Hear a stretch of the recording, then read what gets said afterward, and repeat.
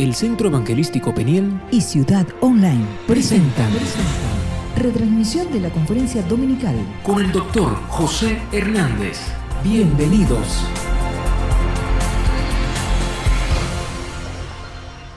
Preocúpate cuando en la vida no tengas resultados. Estás perdiendo el tiempo, el valioso tiempo.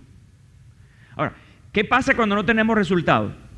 Comenzamos a estirar la arruga. Esa es culpa del gobierno, eso es culpa de fulano, eso es culpa de la iglesia, es culpa, hasta el pastor, esa es culpa del pastor.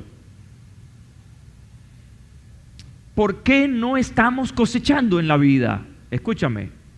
Y quiero ser muy amplio cuando hablo de cosecha, aunque mi centro es la cosecha de almas que van para el cielo. Esa es mi central idea en todo esto. Pero esto tiene una aplicación para la vida en general.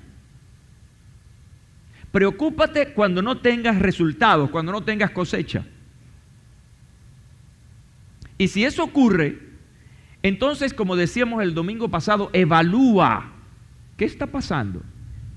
Como le dijeron los discípulos al hombre aquel que sembró el trigo. Bueno, tú no habías sembrado una buena semilla. Es una pregunta para la evaluación. ¿Qué pasó? ¿Por qué no estoy teniendo resultados? Y muchas veces, entonces comenzamos a culpar a otros.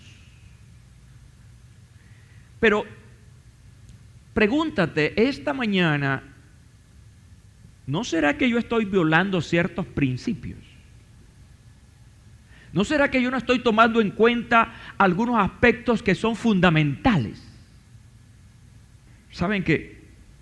¿Cuántos han dañado un equipo nuevo? Levanten la mano. Ay, qué bueno. ¿Sabes por qué? Violaste el no leer el manual. Ajá, te ha pasado, ¿verdad? Después es que lo lees. Se dice que vamos a ver si recuerdo esto, no lo tenía preparado, pero se dice que los ingleses van en la medida, leen primero el manual y después arman. Los gringos, no se puede hablar de gringos, los americanos, tienen el manual y tienen las piezas, van leyendo y van armando. El venezolano lee el manual después que la cosa se echó a perder. ¿Qué les parece, no? Entonces, eso pasa, ¿no? ¿Por qué se dañó ese aparato? ¿Por qué no dio resultado? Porque violaste algunos principios. Igual pasa con la cosecha. Algunos no cosechan, algunos pierden la cosecha porque han violado principios, bien por ignorancia, porque no los conocían, bien porque por descuido o por no aplicar correctamente el principio. Por eso yo en esta mañana quiero hablarles de principios para la cosecha. Son muchos. Y a lo mejor este mensaje va a ser continuado. Pero quiero dedicarme con ustedes a revisar esto. ¿Por qué es importante este asunto de los principios para la cosecha? Porque yo les dije a ustedes en las conversaciones anteriores sobre este tema que la cosecha está relacionada por lo menos con 3 puntos interesantes que hablamos esos días. Les dije que la cosecha está relacionada con un proceso. Etapa 1, etapa 2, etapa 3. Siembras, cultivas, cosecha. Eso es un proceso, porque son etapas que deben darse. Les decía también que la cosecha está relacionada con trabajo o esfuerzo, lo cual va a generar ¿qué cosa? Satisfacción. Eso lo hablamos, no sé si a usted se le olvidó, pero eso lo hablamos. Y una tercera cosa en términos generales que les dije es, no te apresures. No te apresures con la cosecha, porque la cosecha requiere un tiempo. ¿Qué dijo el hombre aquel que sembró en su campo el trigo, pero el enemigo le sembró la cizaña? No la arranquen. Dejen, y eso es tiempo, dejen que crezcan juntas y luego entonces arrancamos la cizaña. No sea que arrancando la cizaña arranquemos también el trigo. Entonces requiere de tiempo. Yo recuerdo siendo pequeño allá en mi llano lindo y querido, que a ciertos frutos le metían una cosa que llaman carburo. Levanten la mano los que recuerdan eso. Todos son mayores de edad los que levantaron la mano. Los muchachos no saben de eso. Yo no sé qué broma es esa, pero es un químico que lo ponen ahí y eso apresura el proceso. A los cambures se le hacía eso, al plátano. Es decir, ese producto acelera la maduración, pero no es un proceso natural. E incluso lo que está pasando hoy en día con algunos frutos que están siendo por la ingeniería genética, están haciendo que sean más grandes, más productivos, etcétera, pero eso no es natural y por ende debe tener alguna consecuencia. ¿Están conmigo esta mañana? Lo que quiero hablarles es que tú no necesitas trampear la naturaleza. Tengo que el que está a su lado, no seas tramposo.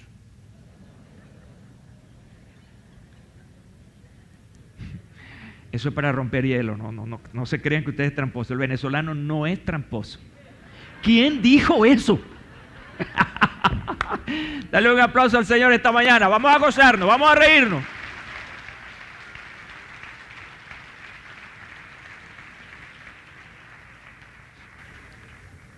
Eso no es nuestro, la trampa no es nuestra. Eso es inducido. No, seriamente, es inducido.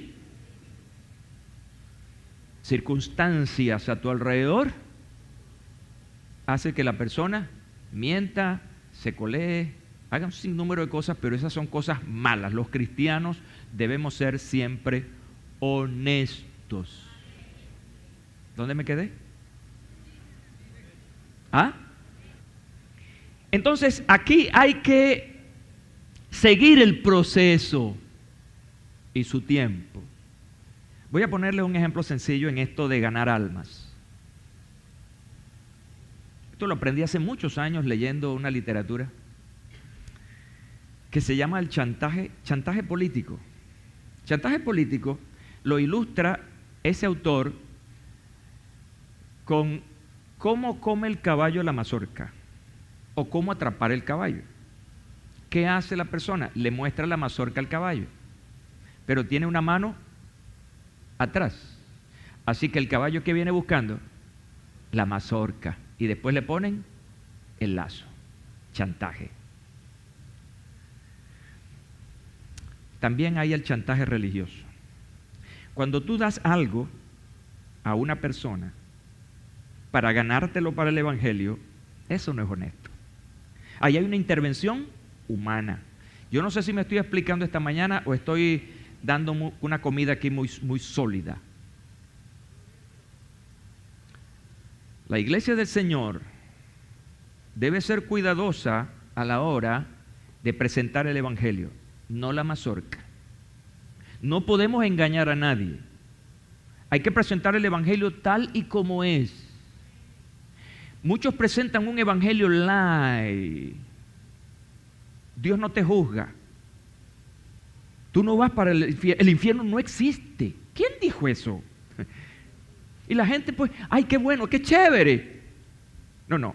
Esto es lo que dice la Biblia. Esto es lo que dice la palabra de Dios. No podemos predicar un evangelio a lo... No, pero esto no se acuerda a nadie.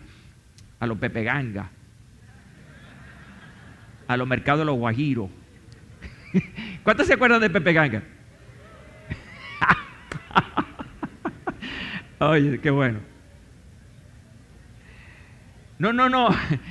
Hay que hablar el evangelio tal y como lo predicó su autor, Jesucristo. Entonces a veces hay cosas que se hacen, grandes espectáculos, muchos show para atraer a las personas, pero realmente ese es el instrumento divino para atraer al hombre. Y entonces, claro, la gente viene atraída por las luces y atraído por todo el espectáculo, por toda la tecnología, pero cuando llega y es confrontado por el evangelio real, entonces se siente como frustrado. ¿Y yo qué creí? ¿Y yo qué entendí? No. La cosecha debe tener en el mundo natural un proceso natural y en el mundo espiritual la cosecha debe tener un proceso espiritual. Porque así, como cuando se saca el fruto ya, hay que limpiarlo. Cuando usted va al mercado, usted compra, bueno, a veces pasa, ¿no? Pero en los lugares donde realmente se trabaja con mística, usted no compra una zanahoria llena de barro, ni compra una papa llena de barro, ¿cierto? Viene limpiecita, porque esa ha sido sacada de la tierra y hay que lavarla. Cuando una persona viene a Cristo Jesús, necesita ser limpiada, ¿verdad? Y ¿saben una cosa? Que limpiar duele. Cuando usted lo limpia, eso duele. Cuando te dice, eso no está bien para tu vida, tú no puedes hacer esto, tú debes hacer aquello, debes dejar aquello porque Cristo dice que eso duele. Y más cuando está acostumbradito usted a hacer las cosas malas. Pastor José hoy va a salir descalificado. Hablando demasiado ¿cómo es? Reaccionario. Pero ¿qué más le puedo decir? ¿Los voy a engañar? Ahora, todo esto que les estoy dando como una introducción está dominado por principios. Diga, principios. Y saben que un principio está relacionado con la causa, está relacionado con el origen de algo. Un principio es aquello que define algo. Y en una definición acerca de esta palabra, un principio es una ley, escuche bien, una ley que regula. ¿Qué regula? Un conjunto de fenómenos físicos y que se justifica por la exactitud de sus consecuencias. Se justifica por la exactitud, y voy a colocar esta palabra, por los resultados. Quiere decir que un principio es algo extremadamente necesario y hay una diferencia entre una cosa que se llama modelo y una cosa que se llama principio. Nosotros nos regimos mucho por los modelos, de allí la moda y esas cosas, y todo el mundo repite aquello que está en ese momento en boga. Pero los modelos transcurren. Los modelos pasan con el tiempo, no tienen permanencia en el tiempo. Y cuando tú hablas de principios, estás hablando de algo universal, que es común aquí y en la China. Los modelos pueden pasar aquí de una manera y allá de otra manera, y al fin y al cabo el tiempo se los traga. No tienen consistencia, mientras que los principios son universales. La agricultura, por ejemplo, aquí y en la China y en la Patagonia, siempre va a ser regida por los mismos principios. ¿Están conmigo esta mañana? Por eso, esto que estamos hablando hoy en el mundo espiritual es exactamente tal y como lo plantea la Biblia.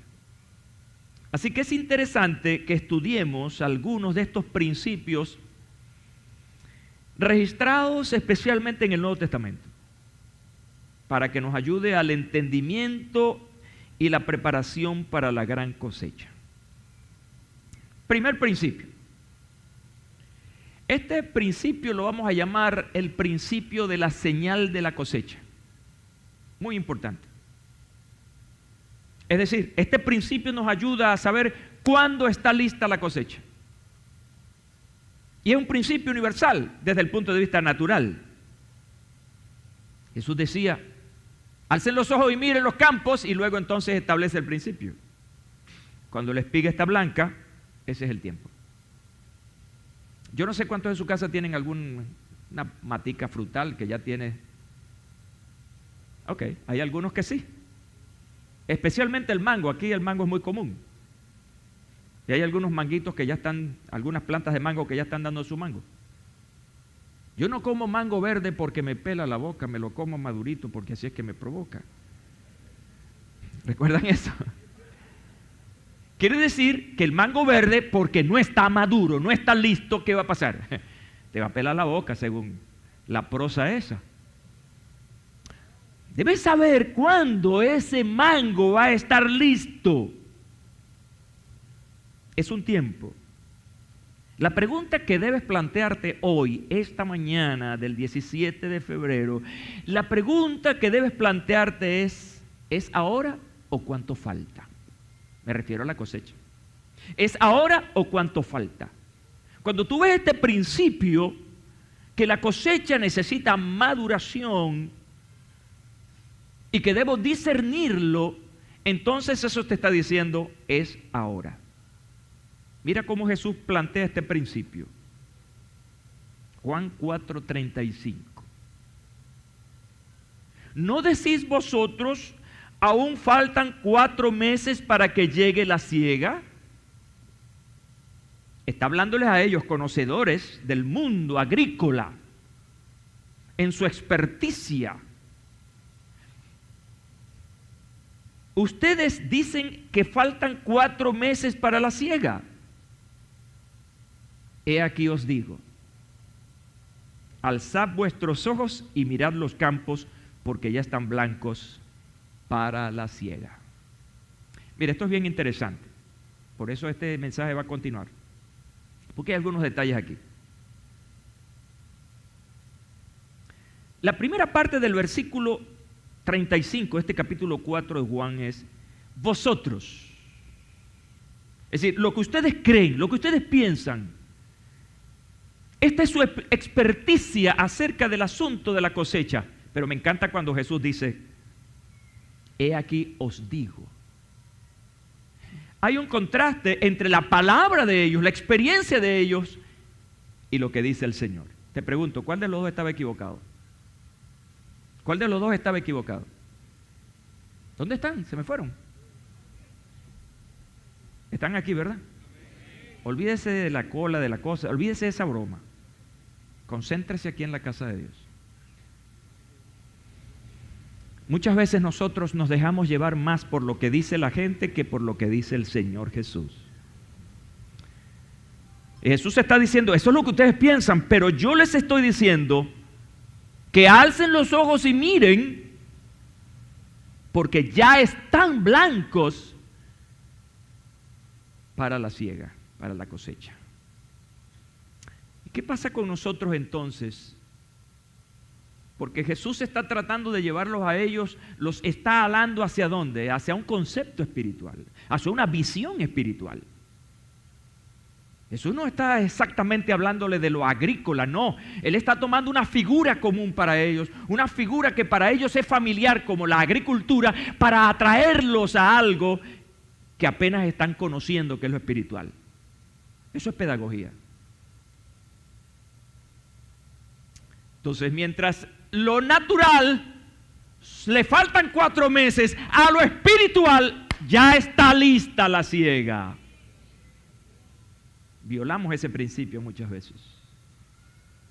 ¿Y sabes por qué violamos ese principio muchas veces? Por una cosa que se llama postergación. Y las palabras sabias, aquellas que dicen, no dejes para mañana lo que puedes hacer hoy. Dios te está diciendo, por ejemplo, te está moviendo, te está inquietando a que le hables a ese vecino, que le hables a esa persona, que te sientes con ese familiar a hablarle del Señor. ¿Y cuántas veces estás diciendo, otro día lo hago? No, no es la oportunidad. Yo estoy esperando la oportunidad. ¿Cuál oportunidad, vale? La oportunidad te la está dando el Señor, que te está diciendo, ese corazón está listo para la cosecha. Pero estás tan metido en ti mismo y en tus cosas y en tus temores y en tus penas, y si no me dices, si me dices, y que no, olvídate de eso. Dios te está diciendo que metas la semilla allí, porque va a haber una cosecha allí. Entonces, créele al Señor, no te creas ni a ti mismo. Créele a lo que Dios te está diciendo. Ellos tenían su experticia, pero el Señor les dice, no, es ahora. Y si usted quiere esto un poco más claro, ustedes dicen, todavía faltan 4 meses para la cosecha, pero yo les digo, fíjense bien, en los campos sembrados, la cosecha ya está madura. Otra traducción sobre esta última parte dice, despierten y miren a su alrededor, los campos ya están listos para la cosecha. No quiero avergonzar a nadie esta mañana, porque no es mi estilo.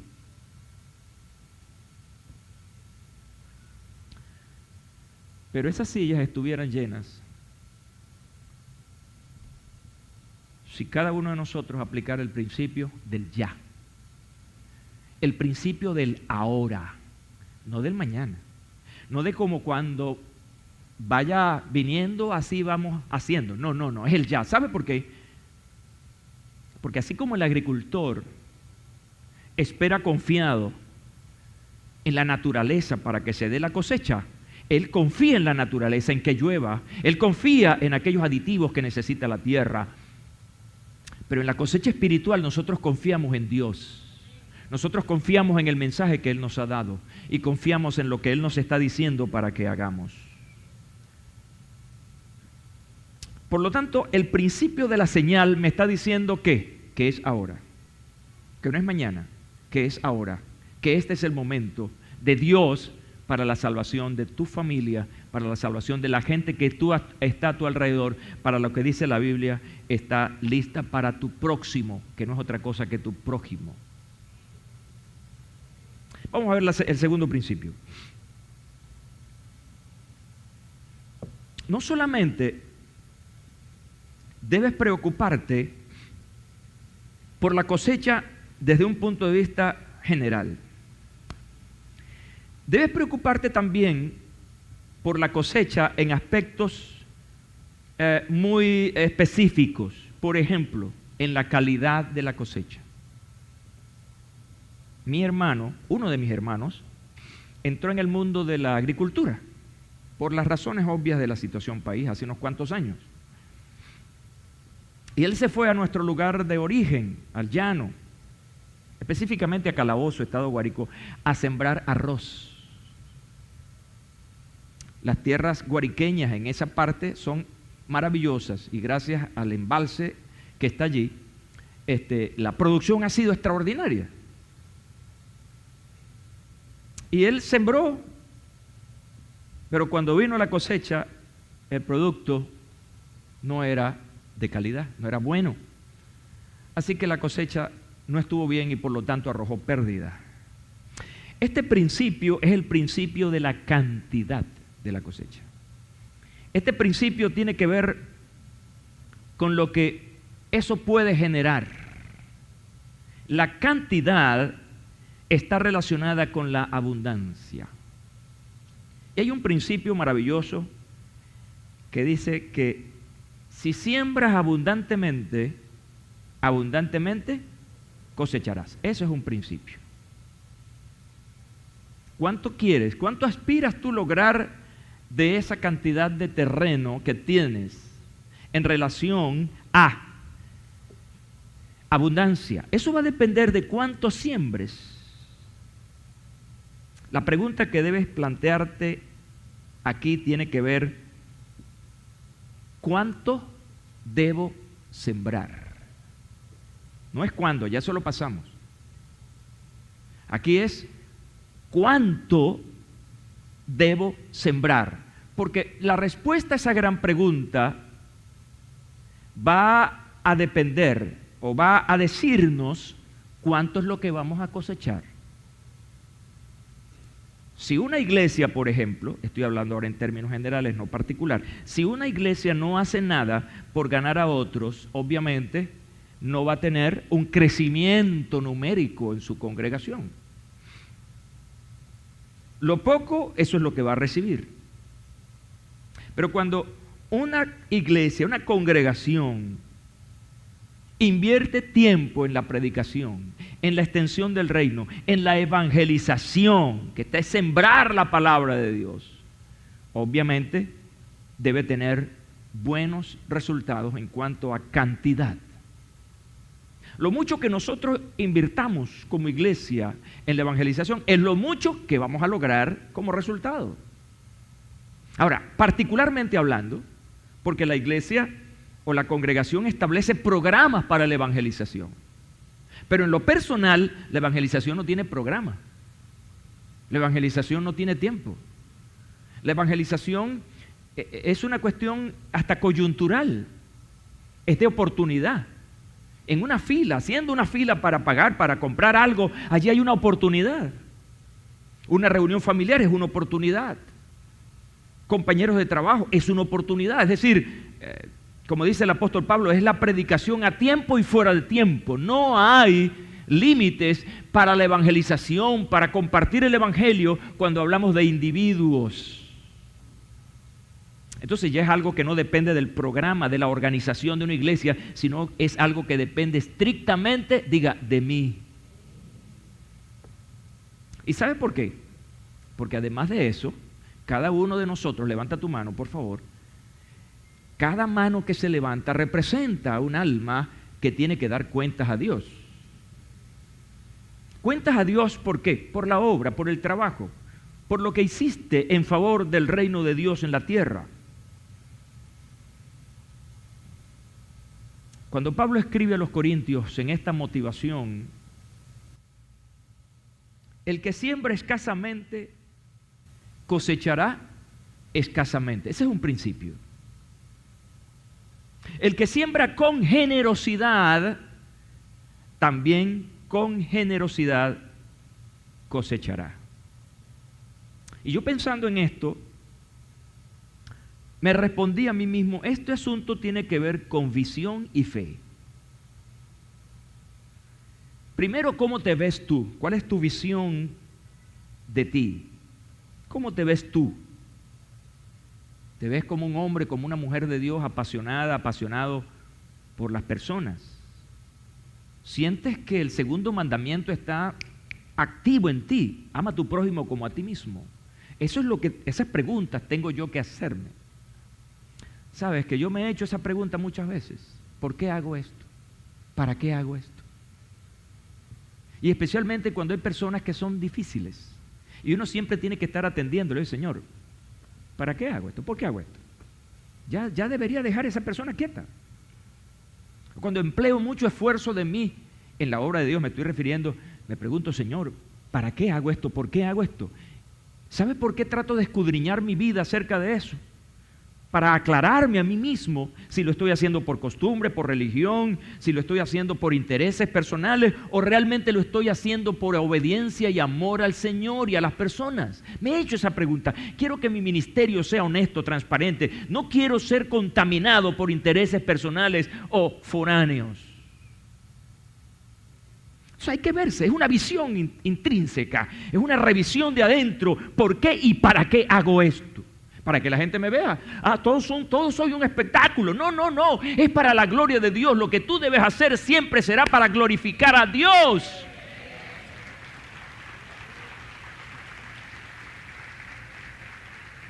Entonces es una visión intrínseca, una visión de adentro. ¿Cómo me veo yo?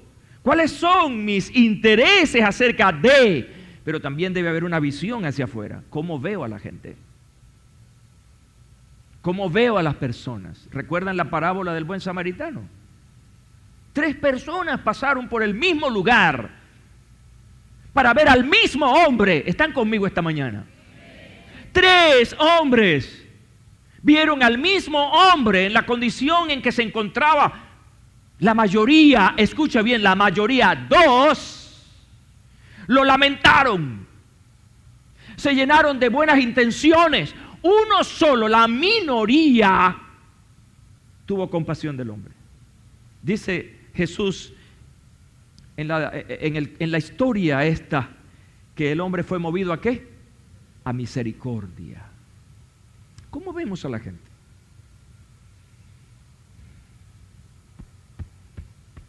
Golpes de pecho. Ay, pobrecito. Ay, mira cómo está este mundo está perdido. ¿Y qué estás haciendo por el mundo perdido? Es la visión hacia afuera. Lo que vemos, es decir, lo que percibimos, pero también cuál es nuestra respuesta desde el punto de vista práctico. Por eso digo que este principio tiene que ver con una visión. Mientras más veo, más hago.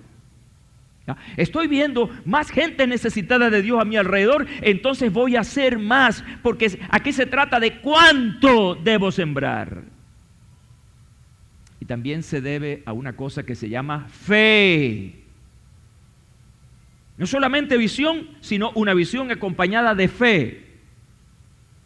Porque cuando hay una visión sin fe, se hacen las cosas, pero no hay resultado.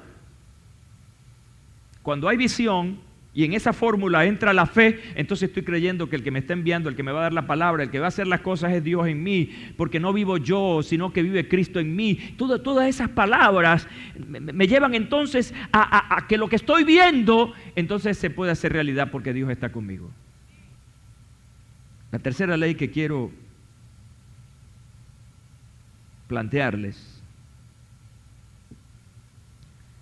La primera ley tiene que ver con ¿qué? Busque la chuleta. ¿Cuándo es el momento? La respuesta es ahora. El segundo principio tiene que ver con ¿qué? Con cantidad. Veo la cosecha, pero ¿cuánto voy a cosechar? Y voy a un punto, que creo que me adelanté un poquito sobre eso. Cantidad, pero también tiene que ver con calidad. Puedes tener mucho, pero no todo es bueno. ¿Cuántos han escogido granos? A ver, levanten la mano. Últimamente, ¿cuál es el grano que más se cuenta por ahí? ¿Cómo es que se llama? Lenteja. Esa palabra se ha puesto de moda, que cuando una persona es lenta, dice, fulano está lenteja. Dale un aplauso al Señor esta mañana.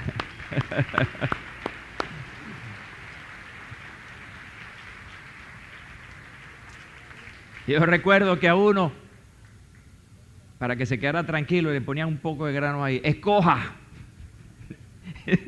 Separar, tú sabes, los buenos y los malos, que estaban picados aparte, para ayudar a algo pues en la cocina, ¿no? Cuando se hace esa separación, ¿a qué se está refiriendo el asunto? A la calidad. ¿Qué es lo que se guarda y qué es lo que se bota? Se guarda la calidad. La calidad de la cosecha. Hay un principio tremendo aquí. Lucas 6:43.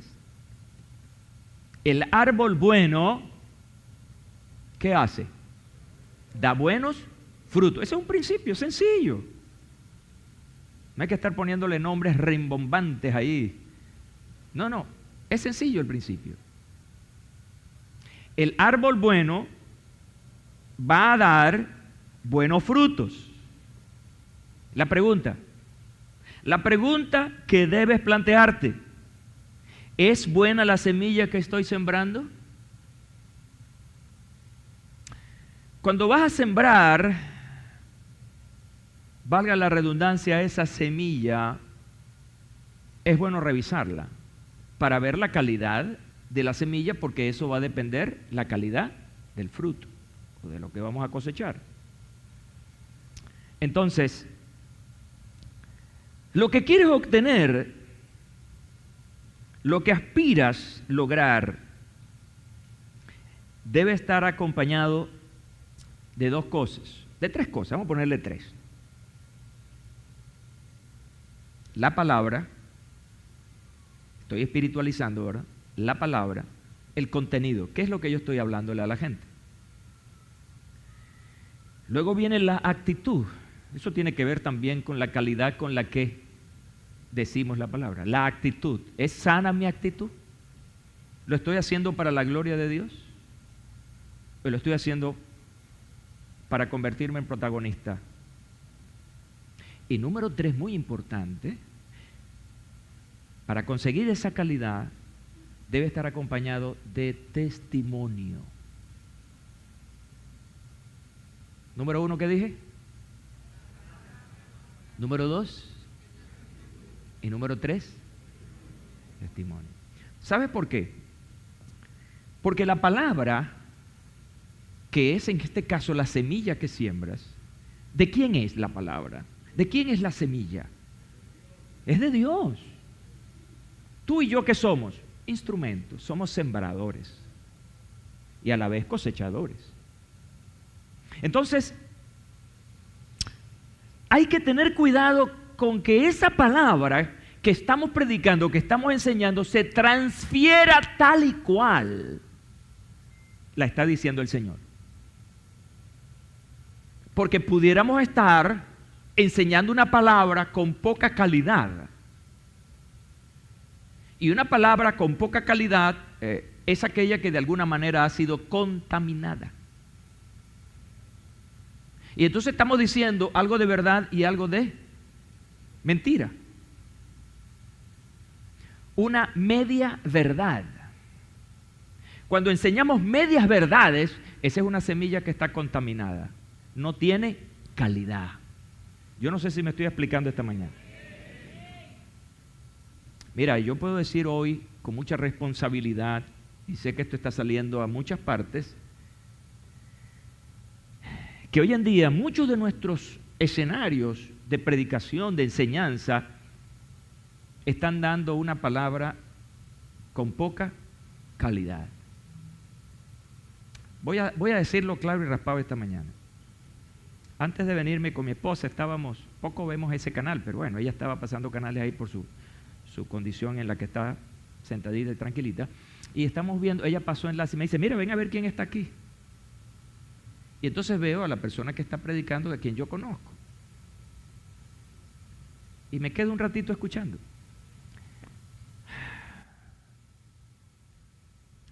No es nada personal, como dice la canción, pero un problema de contenido, por favor. Tú sabes la importancia de un medio de ese, que es un medio mundial. Es para decir cosas que verdaderamente respondan a la necesidad primaria del ser humano. Este asunto no se trata de dinero. Este asunto no se trata de vender milagros, por favor. Esto no es manipulación. Y de verdad avergüenza. Para mí, esa es una semilla que no tiene calidad. Me estoy explicando con el ejemplo que estoy colocando. Eso es un ejemplo. Pero también escucha bien, hermanito del Centro Evangelístico Peniel, iglesia donde nos afincamos en el discipulado y en enseñar la palabra de Dios. Una semilla también pierde calidad cuando quien la transmite es ignorante. La palabra suena duro. Desconocedor. Vamos a ser más diplomáticos. Cuando desconoce la palabra de Dios y está diciendo cosas que la Biblia no dice y está diciendo cosas que Dios no dice. Hay evangélicos supersticiosos que dicen cosas que la Biblia no dice, que enseñan cosas que la Biblia no dice. Esa es una semilla de poca calidad. Entonces resulta, escucha bien esto,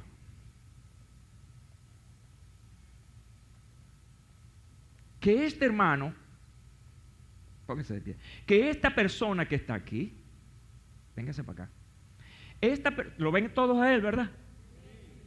Ok.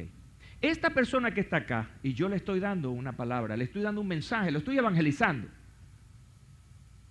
pero le estoy dando un mensaje en mi poca capacidad, no porque no me han enseñado, sino porque yo no me he interesado en aprender, y le estoy hablando cosas allí que no es lo que la Biblia dice, pero él las recibe porque él tiene necesidad. ¿Me estoy explicando? Ahora imagínense cómo será este. Si yo soy un ignorante, ¿cómo va a ser él?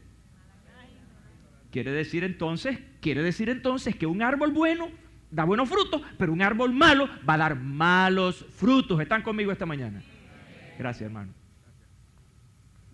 A eso me estoy refiriendo. ¿Qué quiere decir entonces? Que para tener una cosecha de calidad debemos tener sembradores con una semilla de calidad. Nunca digas lo que Dios no dijo.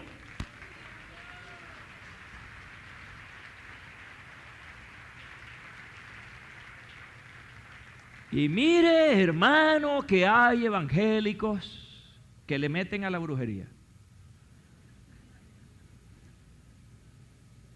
Se llama superstición. Gente echando sal por ahí, hay que echar sal, hay que regar vino, hay que regar aceite. ¿Dónde dice la Biblia esa cosa, por favor? ¿Cuándo mandó Jesús a hacer eso? Yo predico y hago lo que el Señor me dice que haga, que está allí claramente expuesto en el Nuevo Testamento. ¿Por qué? Ay, yo iba a decir una palabra, pero no puedo decirlo. ¿Por qué? Ay, ¿cuántos están gozando esta mañana?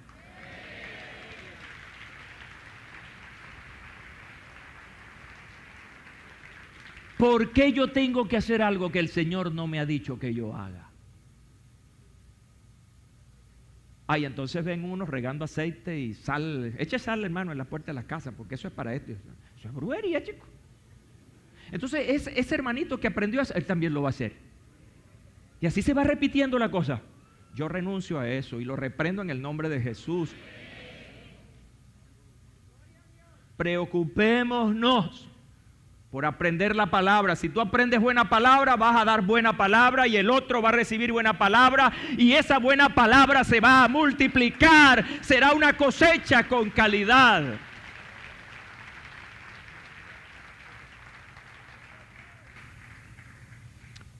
Voy a cerrar este principio. Yo voy a terminar aquí ahorita. Voy a terminar para que dejemos otros principios para luego.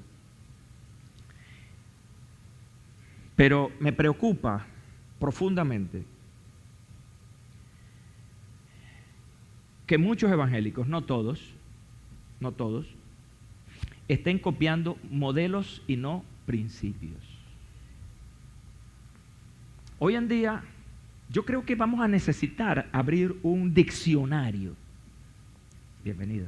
Un diccionario nuevo. Porque hay un lenguaje que se está moviendo entre algunos evangélicos. Y entonces, ¿qué hacen algunos evangélicos? Copian eso y lo repiten. Son unos expertos loros. ¿Qué están repitiendo? Una palabra, un modelo. Lo que deben repetir no lo repiten, que son principios.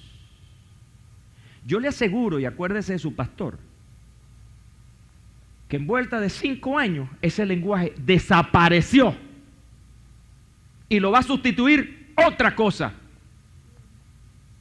Entonces nosotros no podemos andar dando vueltas según se va moviendo el ambiente, entre comillas, evangélico. No. Hay que ir a los principios. No repita cosas que ni siquiera usted sabe por qué las repite. Voy a decir algo esta mañana. Ay, Dios mío, ayúdame. Las benditas declaraciones. Yo declaro y yo declaro y yo declaro. ¿Sobre qué estás declarando tú, vale? ¿Por qué tú declaras? La única declaración que tú y yo debemos hacer es la declaración de la palabra de Dios. Porque la palabra de Dios tiene más poder que mi declaración. Por eso yo cuando oro y digo, yo declaro tu palabra y cito un versículo de la Biblia, no me apoyo en mí, porque yo soy falible. Yo soy un ser humano inútil. Pero la palabra de Dios permanece para siempre. Entonces, usted le pregunta, ¿por qué tú haces declaraciones? Pregúntele, cuando alguien haga, ¿por qué tú haces declaraciones? Explícame eso. Para ver qué le va a decir. ¿Sabe? Va a titubear. Va a ir de un lado a otro. Porque él lo escuchó. Pero no sabe por qué. Están como el Alka-Seltzer.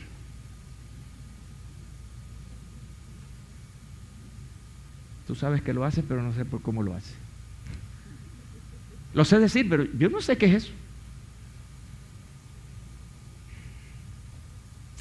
Por eso es que muchas veces los ministerios nuestros no son tan populares. ¿Sabes cómo yo podría ser un pastor más popular? Si me metiera en todas esas ondas. ¿Ah?